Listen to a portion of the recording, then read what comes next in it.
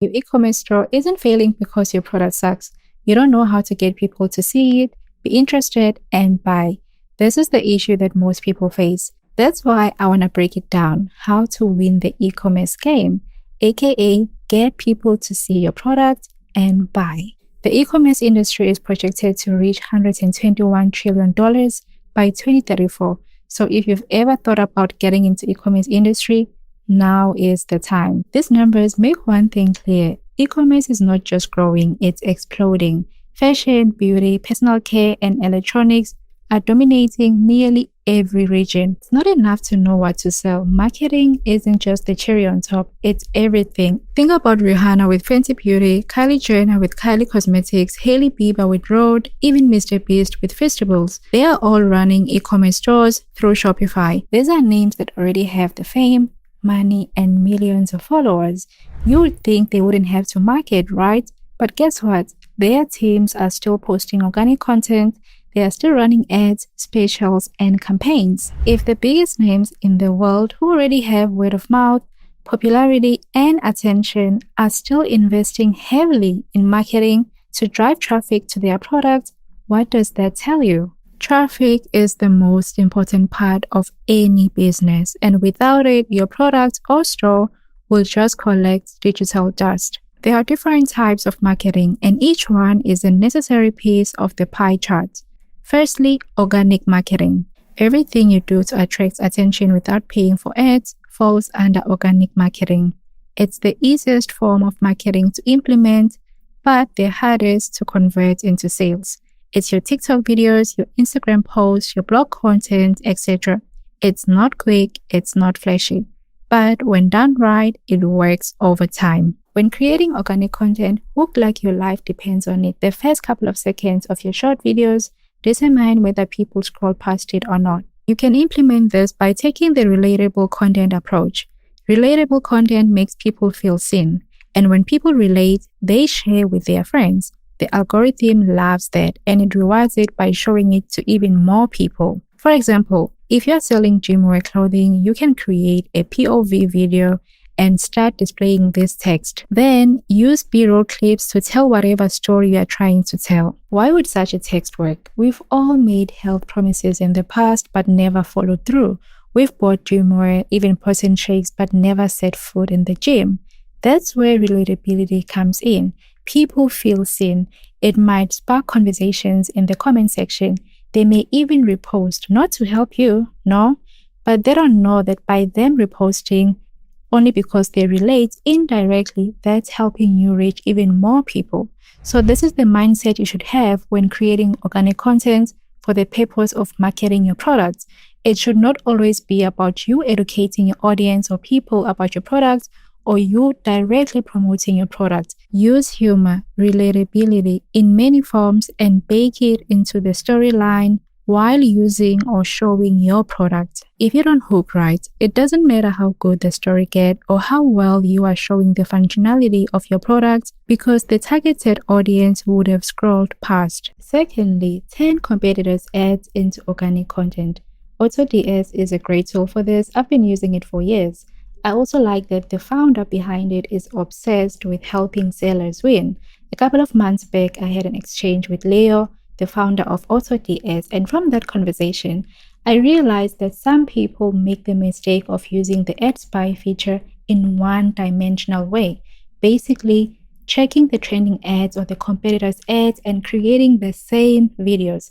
But the secret also lies in stealing the angle, not the ad. Every successful ad shows the angle that made people buy. Is it fear, desire, FOMO, or convenience? Let's say one of the appliances your store sells is an air fryer, and using AutoDS Ad Spy, you find a trending air fryer ad where a competitor is running an ad around time savings or convenience. They are showing clean shots of fries and oil-free chicken in just minutes. You may be tempted to create a similar video, maybe with fish, but that's just copying and may not result in the same engagement or conversion. By focusing on the angle of the ad, which is time saving and what made people want to buy or engage, you can then create organic content where you film a short skit of yourself coming back from work or school, running to prepare a meal with a stopwatch and finishing under 10 minutes. You did not just recreate the same exact ad as the trending one, but you use the same angle, which is time saving. Your organic spin is what makes it relatable, human, and scroll stopping because you translate the angle into a believable, story-driven organic TikTok or Reel or Facebook video. It feels like a friend showing you their hack, but you are just promoting an air fryer. So don't be like people who use AutoDS in one-dimensional way. You can use it as a product fulfillment tool, but you can also use it creatively to create content that you can then use for organic marketing or even paid marketing, but we'll get to that. Thirdly, ride the trend waves. Nothing will carry your boring organic content like a trend. It could be a sound, a meme, text, etc.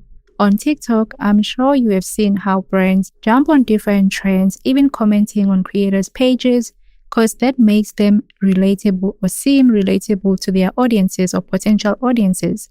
When you run an e-commerce store, you need to move like you are an already established brand before you become one. Comment with your business page, use trending sounds, etc. Be visible, not your face, but your business page. Use polls and quizzes the right way. Make it about the potential customer. It's the only way to get them to respond or participate. The issue with some e-commerce store owners, they can't decide if they want to be influencers or business owners. You can obviously be both, but if you're going to use your business page for a quiz or a poll, but ask questions that are about you or your product directly, do you really think they will take their time to respond? Humans are selfish in nature. We are likely to respond if something serves us at least in one way. This is what you need to understand when running an e-commerce store. Make polls, quizzes about the potential customers. For every poll or quiz, frame it around a problem or a feeling that people care about. Then let them express themselves either by voting or replying directly. Pick a few answers and reply or give your recommendations, your opinions. And while giving your recommendations, and this is where the magic happens, plug your product not as the only solution, but as the solution. For example, let's say you are selling gym wear and want to post a quiz. The mistake you can make is asking a question only about gym wear. You are limiting them and showing that you only care about plugging your product. Here's how you could do it instead. The problem or question you could ask: what's the hardest part about staying consistent with your weight loss journey? A. Finding motivation after a long day. B. Meals. C. Feeling insecure at the gym. D. Sticking to a routine long term. They will vote or reply, but how you respond determines if you make any conversions or not. Sometimes it's not about conversions, but genuine relationship building. After they've voted or expressed their struggles, don't just reply to the option that align with the products you are selling, in this case, option C. That's how you lose customers. If people follow a business page, they know it's a business page, but still, they don't want to always feel like they are being sold to. If you're going to ask questions, take time to respond to at least some of them, if not all. Offer your honest opinions. Then, when you get to option C, you can naturally introduce your product with a link. Don't be afraid to recommend other products that are not direct competitors, especially for other options of the poll. You don't have to include link for those. For instance, option 2 about a meal. Let's say someone responded and said they struggle with meal prepping and maybe even asked you, how do you deal with it? Or even if they didn't ask you, just responding, this is what they struggle with. You can then offer your advice or your opinion, saying something like, for meals, I tend to use Amazon Fresh or Checkout 60 and order weekly groceries. It helps me buy exactly what I need and encourages me to meal prep. Have you considered it? That's an honest opinion, and you are plugging Amazon Fresh or Checkout 60, even though it doesn't save you. But again, you are genuinely offering your opinion. That way, by the time you mention your comfortable gym wear and include a link in option C, it feels natural. I said it earlier, algorithms reward engagement. The more people click, vote, or comment, the more platforms push your content. From time to time, do giveaways. Giveaways are a great way to make your organic content work for you. They build buzz and pull in new eyeballs. When you do giveaways, you expand your reach fast because you incentivize tagging and sharing. Optimize for each platform. Content repurposing saves time, but optimizing your organic content for each platform will get you results. Know what works well for Instagram. Clips with overlay text and a good trending sound tend to work well. On TikTok, people prefer more raw form, something funny. YouTube Shorts work better with flashy edits. Take time to optimize each piece of content for that platform. If you think that's too much work, then maybe business or running a store isn't something you should be doing. Up to this point, we've covered what you need to do when creating content for organic marketing. But there is another type of marketing that is very important, especially in the beginning stages of your e-commerce journey, and that is UGC marketing. UGC stands for user-generated content. These are videos that build trust, social proof because they don't look like ads. Trust is what drives clicks and conversions. Content doesn't always have to come from you. When I first got into e-commerce during uni days, I literally used to send free products to friends to make videos and take pictures. The great thing about UGC, for most products, the people don't even have to show their face. They can show their hands, zoom into the skin if it's a skin product, etc. And these were the type of instructions I used to give because obviously I did not want potential customers who knew both me and my friends to know I was behind a particular product or store. I wanted it to be as organic as possible. Humans are wired to want what other people have or want. When you post UGC content on your business page, people tend to be more interested when they see other people have the product or talk about it. People buy with their eyes first. Unboxing create desire. Demos remove doubt. So focus on that. Find small creators who can create UGC content for you. Mix the demographics, genders, races, etc.